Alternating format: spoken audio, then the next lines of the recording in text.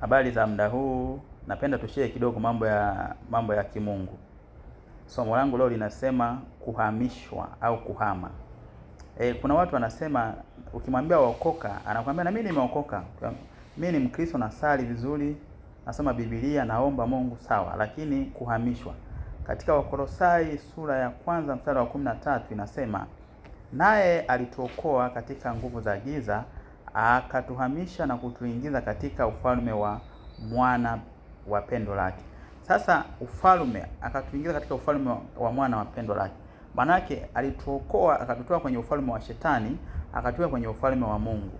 Na huyu ukisoma katika Isaya sura ya 9 mstari wa 6 inasema, inamuita Yesu kuwa ni mfalme wa amani. Sasa manake tuko kwenye ufalme na huyu mfalme wetu ni Yesu. Sasa kama tumehama kutoka kwenye ufalme wa shetani, inabidi tutumikie ufalme wa Mungu.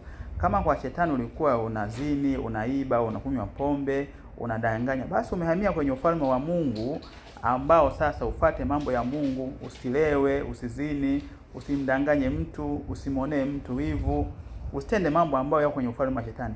Ishi kama mtu ambaye umehamishwa kutoka kwenye ufalme wa shetani, ndio huyo mtu aliyeokoka.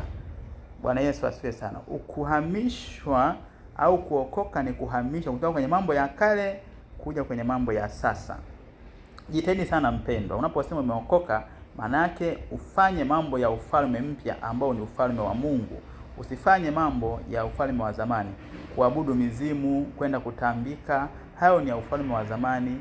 Basi fanya mambo ambayo yapo kwenye ufalme mpya ambao ni ufalme wa Mungu ambao uko chini ya Bwana wetu Yesu Kristo. Maana yake tuko kwenye pendo la mwana ambaye ni Yesu. Mungu akubariki na kutakia siku njema.